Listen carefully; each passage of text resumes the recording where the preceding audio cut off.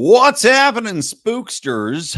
Welcome to Mean Age Daydream. I'm Brian McWilliams, your bald and beautiful Jack Skellington-looking host. I'm getting into the Halloween spirit. I got my orange shirt on today. What can I say? I was wearing black pants earlier. My neighbors were making fun of me, but that's all right. That's all part of being in a community. And as you know, libertarians believe in community. Anyway, welcome to the show. I think compared to last week when I could not get my video to sync up with the audio and everything was running like pure garbage on my computer, I think I figured out the problem. And I'll share it with you because I'm a kind man and other people out there may be having the same issue. And it all begins and ends with Firefox. Now, Firefox, I have used for years. I use Chrome primarily, but I used Firefox before. You know, it's more of a secure browser. It's not as secure as some others, I know. Don't tweet at me. But I found out by Googling this that Firefox has some bizarre, computing program, which every open tab, it uses something like, between 800 megabytes to gigabytes. I had 3 tabs open and it was using something like 3.5 gigabytes of my available memory, which was killing my computer's ability to operate. So remember that. Firefox, fix your crap. Whatever's going on in the background, please fix it because it's ridiculous. Okay. Let's get into the show proper, guys. At the top of the show, I just want to remind you, we have multiple shows here, so please do hit that subscribe button, follow us, go to the podcast feed, get that. And, of course, if you want to give to the show, support what we're doing here, or get our bonus content, you can go to patreon.com/Lions of Liberty or lionsofliberty.locals.com. All right, let's get into it because there is a fascinating little ditty going on right now that is interesting for several reasons. Number one is that we've got an interesting circumstance where Star Trek, which has long embraced certain aspects of social commentary, right? Star Trek, even back in the early days of Star Trek, and I'm a big Star Trek fan. Actually, at this point, vastly prefer Star Trek to Star Wars. Not any of the recent Star Treks, by the way, and not any of the recent Star Wars, but the overall body of work. I now prefer Star Trek. The original Gene Roddenberry ones through to Star Trek The Next Generation, through to Deep Space Nine, all great. Good shows. Interesting. They've got a little bit of social commentary in there about race relations with the different alien species and kumbaya, and we don't have capitalism anymore, but there still is capitalism in the show because they go to all these planets. So anyway, it's interesting and intriguing, and it was something that, while they had certain themes, and it was mostly apolitical. It was mostly about, hey, they're in a fix. And I always joke about the Star Trek fix, right? It's always like, oh, right, we're in this situation. Well, how do we get out? We figured out you have to inverse the Corumbebatron and the nucleotoids will then explode and it'll blow us out of the sun's, coronosphere, which is all nonsense. Star Trek must be the greatest show to write for because if there's any technical issue, you just make up a bunch of nonsense, and you're like, "Oh, that fixed it." The Schmergel ray, little schmegma ray came out of the guy's pants and fixed the whole problem. Anyway, Star Trek, as it's gone along, has gotten more and more and more politically motivated, and this is because, as I've said before, the idiots who run Hollywood, the idiots who run and read, all the scripts that are coming in, the idiots who are selecting who's writing scripts, the readers of scripts, through to the agents, to the managers, to the executives. What used to be an industry that was run by people trying to make a very good product, just regular old people. And I told the story about The Mailroom, a great book, which is about William and Morris, which was the #1 talent agency in the entire world, and how you used to be able to come up through the mailroom. And I'll keep this short, but the point was anyone could get in the mailroom. Anyone could get up into an executive position if you were smart enough and a hard enough worker. And that's what happened. You had, predominantly men at the time, but work hard, get in there, put in the hours, and achieve great success. But they came through good products, right? Now, what you have in the industry is a bunch of people that have gotten promotions on promotions because of the hunt for diversity, right? That means every single checkbox you can imagine, from LGBTQ to women to diverse, members of the population. I've told you guys as a screenwriter, how frustrating it's been for me to try to get in the industry for the past 20 years when nothing is, nobody's hiring a straight white male. Maybe that's changing now, but it was virtually impossible because all they wanted was checkboxes. Every writer's program, checkboxes. You had to be diverse. You had to be a lesbian Eskimo to get hired. So that then bubbles up, and it's through every aspect of Hollywood. This is why you had so much complete dog shit in Hollywood and in gaming, by the way. And, one of the things that you'll see in every show is, of course, the message being pushed. Star Trek was no different. All the latest iterations of Star Trek had these ultra diverse, casts and plots about racism and plots about the patriarchy and plots about the crap you don't give a damn about, shoehorned into what you just want, a space ballad. You just want some ships fighting each other. You just want them to explore and find a new alien. And then you can have a moral conundrum about whether or not you should give them, space water because they're dying as a culture, or if you have to respect the primary directive, which is don't interfere and let them evolve on their own as a society. Which, by the way, I love the prime directive, and we should apply the prime directive to our own domestic foreign policy and our foreign policy here as the United States, right? Let these other fucking countries evolve as they may. Stop sending money, stop invading them, stop bombing them, stop regime changing them. Just let them go and do their own thing. Stop bringing them to us. I don't need to ship all of them over here and change our culture. I don't need any of it. Prime directive, embrace it. Let them evolve on their own. So anyway, the latest example of this woke nonsense that's being pushed through, and shockingly so, is a show called Star Trek Academy. Now, this stars Holly Hunter, and frankly, Holly Hunter is too old at this point, too tiny, too uninspiring to be a ship captain or the head of the academy, yet that's what she's been cast as. And I love Holly Hunter. I think she's great. Her little sideways talk, I think she's fantastic, but she's too fucking old. She looks ridiculous. She looks like a child sitting in a booster seat at Chuck E. Cheese on the ship of the Enterprise or whatever they're calling it in this show. But it doesn't end there, because they've completely rewritten canon, quote unquote, the canon of the show for all these different races, creating a fat female version of these cloned warrior races, in which the entire purpose of the clone warrior race is to be fit, to be aggressive, to attack. They're hooked on drugs. Well, no, now they've got a fat chick one, because of course you do. Diversity. And then let me share this. Oh, here you go. A super gay Klingon warrior in a skirt. If you're not watching, if you're just listening to the podcast, please just take a moment and Google Klingon in a skirt. Because what comes up is, and this is on, I don't know why they chose this picture. It's the worst pose I've ever seen in my fucking life. It's this introduction for the Starfleet Academy show, and they've got different pictures of the cast members. And this guy is named like Jahar Deng or something like that. It is a very skinny black dude, because, Klingons are majority played by black dudes in Star Trek. Very skinny black dude with his Klingon forehead thing and his long braids in a skirt suit. That's the best way you can describe it. The skirt is long. He's got thin legs. It looks like he's wearing nylons. He's probably not. And he's got a pose going where he honestly looks like somebody that knows exactly how this is going to be received by the public.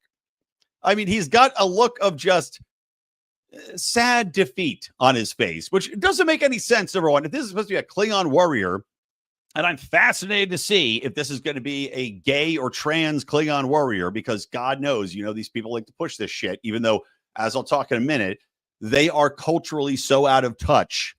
And somehow they don't know it, or this is too much money invested in it. I heard $20 million an episode was going into this show, which is a Paramount Plus show. And also shocking, because Paramount, as you know, is going anti-woke now in everything they're doing. So this must have been a sunk cost. It's too late to change it type of thing. But this guy just looks like he's over it. I mean, he looks like a drag queen that just got eliminated from RuPaul's Drag Race, and he's not happy about it. It goes against everything Klingons are supposed to be. For a Klingon, quote unquote, warrior, and maybe this is going to be, he's not a warrior because their culture is accepting other things now. Maybe he's a housemaid, whatever. It goes against everything that you understand about Klingons. And yes, I understand the urge and the need to make things a little bit different from time to time. You want to add new things so it doesn't get stale as a concept, but this is the wrong way to go. And it just looks absurdly stupid. It looks like Huma Abedin is a member of the Star Trek Academy at this point. Now, as I mentioned, the reason why this is so absurdly stupid at this point in time and so culturally deaf is because a new study just came out which showcased just how unbelievably the trans, hold on, let me bring this up, how unbelievably the trans trend has flipped and crashed. Now, what I mean by that is that the number of students identifying as male or female, right, compared to what their sex is, had skyrocketed to, frankly, statistically impossible levels, like something like 6, 7, 8%, where before it was 1%. Now, proponents of the trans affirmative care model will say, well, that's because we as a society have opened up and we as a society have decided that we are more accepting to trans. And so this is just people coming out, kind of like, gay population grew because once it was okay to come out and be gay, people were going, okay, well, I'm gay, then you come out. That makes sense. But still, that population is a small percent, and it didn't go up that much. The trans population, which was less than 1%, skyrocketing to 8%, clearly is not something that is sustainable. It's not something that's natural, and it never was. This is something that was a social contagion combined with your affirmative care model, combined with parents being told they had to adopt this by their kids who had, various other issues I've talked about before: autism, depression, bipolar disorder, just general uncertainty or uncomfortability. Is that a word? Well, whatever, you're using a word in their own body. And this is what they turn to, right? I'm uncomfortable going through this developmental stage, or I'm lonely, or I want attention, or I have autism. And you're keying on these things that are being shoved down your throat by Hollywood, by the media, by the medical complex, by the Biden administration to say, well, you are trans. And it's this all-solving balm they shoved on everything, and they shoved in people's faces. And so you had this rise in kids identifying as trans. Well, that has completely plummeted from the high, which at one point, this is 3 different polls. The Andover poll had a 9% trans identification rate. Fire's poll had it peak out at about 7%. And then a poll at Brown had it go from like 3 up to 5% and back down. So Andover's poll went from 9%, crashed all the way back down to 2. Brown is now back down at 3%. And the Fire poll went from 7 right down to about 3% again. And these are still inflated. You're going to see these continue to come down. This also comes at the time when European nations, which started this whole thing, right? Remember, it was Denmark that started this entire trans concept of affirmative care with a study that was so flawed that it only recently has been debunked because you couldn't challenge the orthodoxy being preached, right? But you have European countries going, we're banning this care. You're not allowed to do it. It's finally filtering back to America, where people are waking up that you can't simply prescribe life-altering hormones and life-altering surgery to kids that don't know what they're doing. And you're seeing these identification rates drop. You're seeing the studies that said, quote unquote, your kid's going to kill himself if you don't allow him or force him into trans lifestyle. That has now been thoroughly debunked. So now the parents aren't as inclined to go along with the delusion or go along with this myth that so many kids are pushing. So that's going to continue to drop. And on top of that, you're now seeing all of the lawsuits get filed. And there are a lot. Lawsuits against major practitioners of trans surgeries, of trans hormone therapies, practitioners like Kaiser Permanente, for example, is getting sued by multiple detransitioners. And these people are telling their stories. And you're seeing even the evidence come out. And of course, the mainstream media wants to ignore this, but it's there. And this is just very recently, I think in the past week, the evidence that comes out showing that the hormones and the treatments that they're giving to these kids, which they said were safe and that don't worry, you can go back. All you do is shut them back off and your puberty will start back up again, which is a complete lie. Also cause liver cancer. So the treatments that are supposed to save your child from suicide that you've been told you have to do by everybody and under the sun, or else you're a terrible parent and we're going to take your kids. Governments were taking people's fucking kids away from them. For fuck's sake. For not going along with this psychotic movement. Now it turns out that those treatments also give your kid cancer. And yet we've got a Klingon in a skirt. Slow clap, Star Trek. Way to somehow be the most scientifically and technologically advanced future-looking show that is somehow so far behind the cultural trend as to be laughable. This show will hit like a wet shit. It will sit on the sidewalk until somebody hoses it off and Paramount Plus declares it as a tax loss, similar to Disney having to write off so many things. Okay.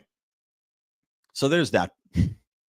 The other thing I want to talk about here is, and this is kind of off topic. We'll get to the race-based redistricting concept, and also I want to talk about this Home Depot free trade program. But I was just anecdotally going through, and there is a sports writer that I read who covers the Philadelphia Eagles, because, of course, I am a big Philly fan. Go Birds! And this guy's name is Jimmy Kempski, and he is a leftist hunk. For sure. He is, Philly is a very blue area. It is a very much a bubble ideologically as far as a Democrat stronghold in that city. And some of that's changing a little bit. Like PA as a whole is changing back. Where I grew up in Bucks County, which is outside of Philly, actually voted Trump last election. I think it was the first time in 50 years or 60 years they voted red.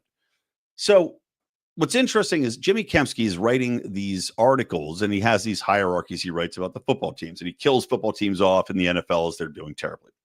But he does a ranking system, and he's like, okay, well, the crappiest team that's not dead yet is the Cardinals, who are 0-4 since they hosted, or they said they're 0-4, maybe because they're cursed. And then he puts in a pinned tweet from some fuckhead saying that the Cardinals are 0-4 since they hosted a funeral ceremony for a white nationalist.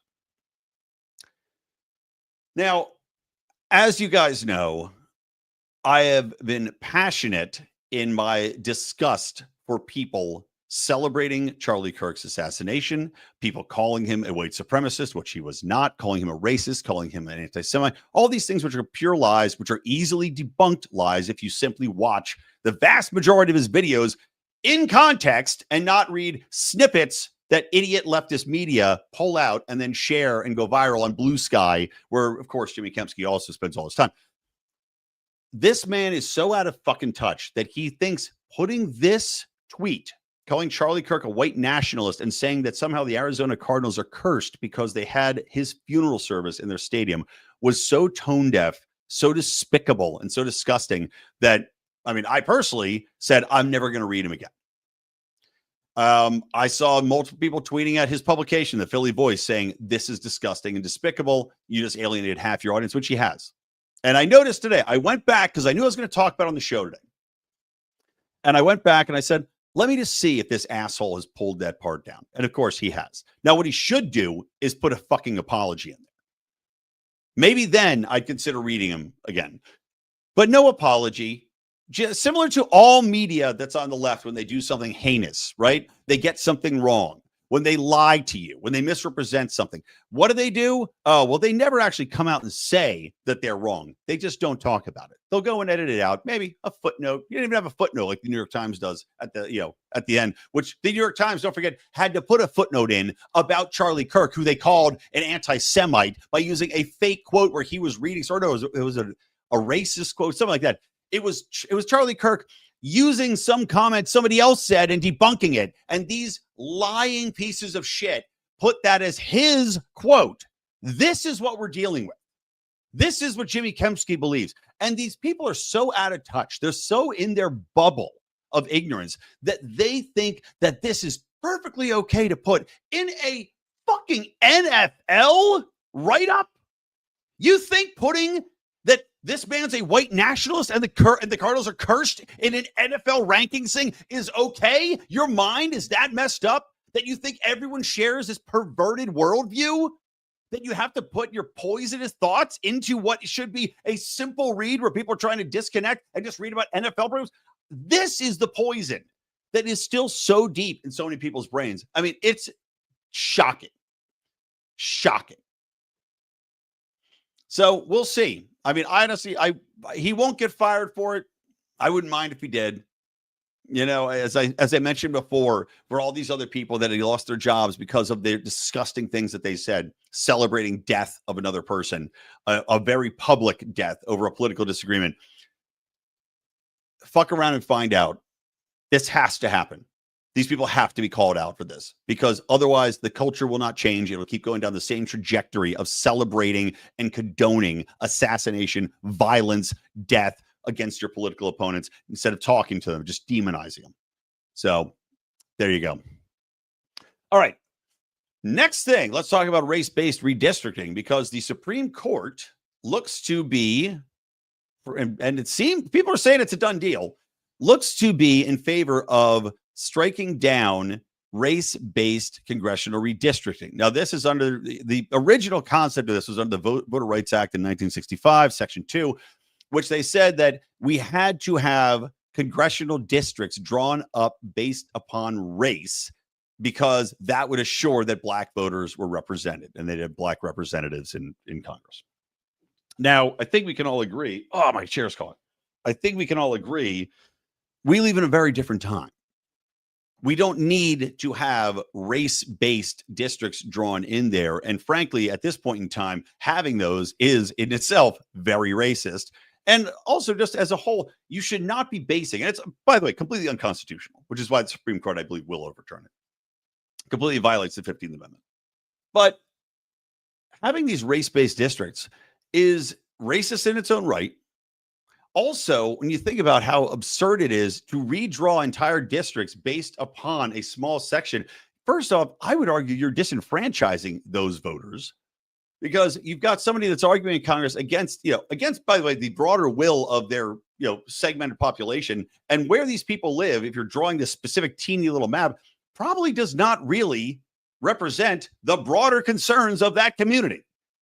You could say, well, of course it does. It's all their people. Okay, so all black people think alike, all black people vote alike, all black people want the same thing, all black people share the exact same living conditions, all black people have the same goals, all black people have the same work. I mean, it's so fucking stupid and so, as I said, racist, that it's shocking it's lasted this long. And of course, the only reason is that Democrats view it as a power play, because they have a built-in, at this point in time, there's still 80% of people in African-American cultures, and 75% Hispanics vote Democrat.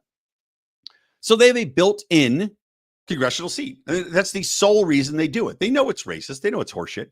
And I was thinking about this too. As I mentioned, all these people being shoehorned into one category, one representative who, by the way, I'm sorry, I've seen a lot of very stupid representatives come out of this process.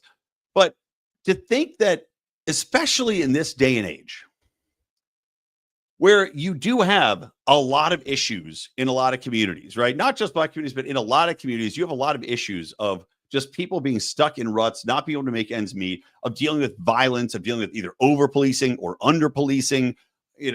You've got a situation where, why would you want to be represented within an all-black district and, just trust that all the rest of these people, and God knows what type of people they are and what their goals are, what their economic status is, to be forced into that because they want to keep this race-based seat is absurd.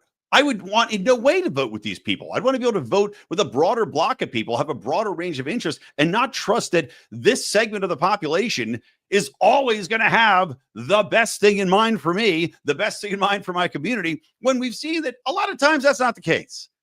A lot of times, especially with Democrat-run cities, counties, societies, the best thing, quote unquote, that they think is for you is to basically put you in the gilded cage of fucking welfare, of handouts, of treating you like a subhuman that has to be kept like a pet rather than viewed as a human being who's able and capable of doing bigger and better things, of governing yourself, of starting a business, of raising a family. No, instead, they want to incentivize everything against that.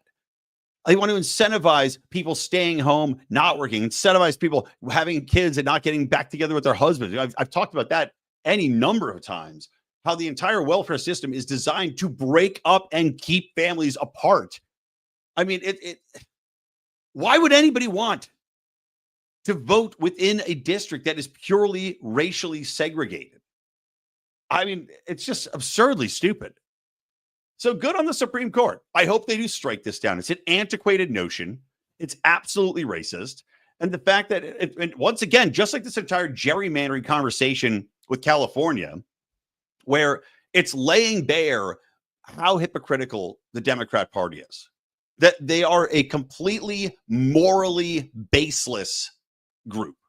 They will do anything for power, and that's all that matters. They can say and make up any number of social causes that they pretend to believe in, but it's about creating a social society and then maintaining power as the elites within that society. It's about control. And this whole gerrymandering thing makes you so fucking pissed off here in California. I guarantee it'll pass because people here are morons. There is a monoculture of, at least in the big cities, of Democrat bubble thinking. You've got a media that is completely complicit. And, you know, at this point in time, even though it goes against everything that makes sense logically, and every state in the union should have it, which is an independent redistricting commission, rather than having some biased group of jerk-offs draw up your maps for districts, they're going to overturn it because fuck Trump, right? That's because fuck Trump.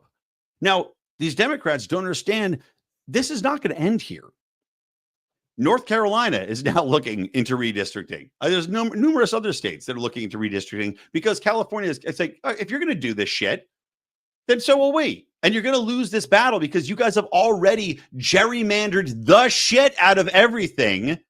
And the Republicans hadn't done much in the past. So guess what? You're going to lose this fight. And in the meantime, you're going to take away one of the very few good things in California, which is already dominated by Democrats. So you're going to get like 3 seats out of it at most. And maybe not. I would love it if they lost seats. I would love it if the new created seats went pure red, because people are starting slowly to wake up in this state. One more thing I want to talk about, by the way, California, credit where credit's due. We don't do much good in California. One of the few things they actually have gotten right is a bill passed that makes it so that you cannot have advertisements on streaming, on TV, be 10 times louder than the rest of the program. This has been something that I have wanted for a long time. It makes me insane, especially you're watching a program, especially like if you're watching something casually, let's say you're in bed, whatever, or you're listening to it.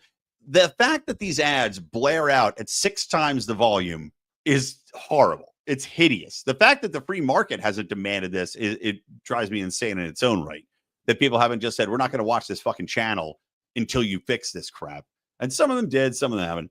But, good job, California. You got that one right. All right. Last thing I want to talk about today is that, actually, I want to mention, don't forget, October 24th, Porch Tour, October 24th and 25th, Porch Tour. Yes, me and Robbie the Fire Bernstein. I meant to say it's the top of the show. Me and Robbie the Fire Bernstein will be doing our California area porch tour. We're going to be doing one at my house on my beautiful new porch in the backyard. That's October 24th out of Friday. So make sure you get tickets to that, porchtour.com. And then also on the 25th, we're going out. It's out towards Temecula. And I apologize, I can't remember the exact name of the town off the top of my head. But if you look at the dates, the 25th, we're going to be driving out there. It's awesome. It's this big ranch, kind of out in this idyllic valley in the Temecula area. It's amazing. And they put on a fantastic show there. There's also a great guy, the Free Heart Mart, who performs these fantastic songs, libertarian, funny guy. Make sure to come out to one of those 2 shows, guys. I don't know how many tickets are left. I have to ask Robbie, but make sure, come on out if you're anywhere in the LA area or the Temecula area. Come on out, see the show. It's a good time. All right, last thing. So this was awesome. And this actually kind of reminds me of a concept that I had for corporate America to get involved and start creating good that will come back and help them. Now, I'm sorry, not Traders, Home Depot is introducing this concept called Path to Pro. And they just tweeted this out on the 13th. Home Depot has started giving out free training to Americans who want to work in HVAC, carpentry, electricity, and constructions. Classes are self-paced, and students will learn certifications they can use on their resumes. Now, that's incredible. This is something that actually I might take my own time in, if I can actually carve out any damn time. I don't have much, but I've been thinking about this, my own career, in public relations. Right now, yes, public relations is a need. Still takes people to do it. Still takes creativity and the outreach. AI is going to take my job. I can almost guarantee it, except, unless you're at communications director level, which I am, but still, AI is going to take away almost everything. It's just going to be directing the AI to do stuff. So I'm like, what do I want to do? Hands-on, right? We are in a deficit of trade people because they pushed college on everybody. They gave people horrible student loans. They told them that this was the way to go. They gave out garbage degrees in socialist studies, in, woke Eskimo studies, in transgender Black pathology and rap music studies, you name it, whatever garbage, worthless degree. Well, they were pushing them. We don't have any tradespeople as a result. Home Depot is so smart to do this because, number one, you're going to build, obviously, awareness. You're going to build community building. You're going to build tradespeople, which you need. Because if you're Home Depot, you're looking and you go, okay, if we're going to keep selling stuff, we got to have people that know how to build it. People have got to use the wood, build the wood. They know how to put the HVAC together. They need to know how to plumb. This is a great idea. Let's train them so they can do it. But also, you think about the trickle-down effects of that as well, is that once you learn how to do this stuff, even if you're not going to go pro, you're far more likely to go to Home Depot and just buy crap because now you can fix stuff. You have an idea. You want to make a project. You're a carpenter. You build your own deck. This is brilliant. And like I said, it reminds me of an idea that I had that is a solution, or at least a somewhat of a salve for homelessness, is that companies like McDonald's, companies like Walmart, companies like, whatever, well, not Walmart, but mostly food or service related, hands-on related. And this, of course, it makes more sense before the jerk-offs in California mandated a $20 minimum wage, which destroyed all the working jobs in food service because everything's going to be digital robots. Great job, again, you progressive fucks. So the idea was that you need to be able to bring back apprenticeship. Now, this, of course, would require eliminating the minimum wage, which should be eliminated because it's ridiculous and costs people jobs. So you eliminate the minimum wage, you bring back apprenticeship, or let's say they get paid, a negotiated rate. Let's say it's $3 an hour. But you then have a company like McDonald's say, okay, we're going to provide housing, right? We can afford it. We'll have this housing here. We're going to pay you $3. You have a stipend you can buy, you have a little bit of walking around money to buy a little bit of clothes, but you're going to learn to work here. This is the trade.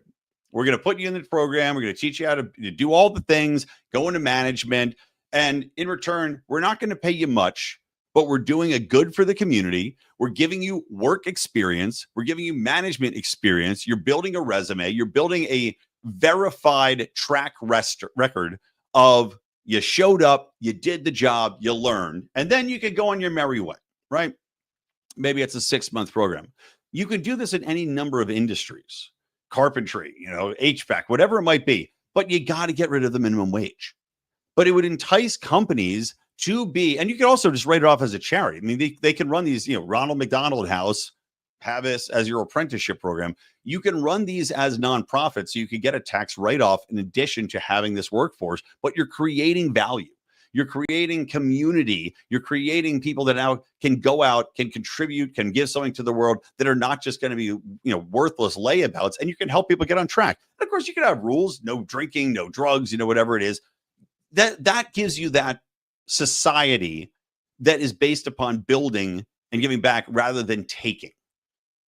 And I guarantee it'll never happen because Democrats will never let something like that happen. But imagine the capabilities that people can have in generating revenue, in generating experience, in generating just, people that have honest to God skills where they had none before, where they were destitute, where they were aimless. You know, instead of joining the military, you can join up with McDonald's, get your uniform that way and your fry spatula.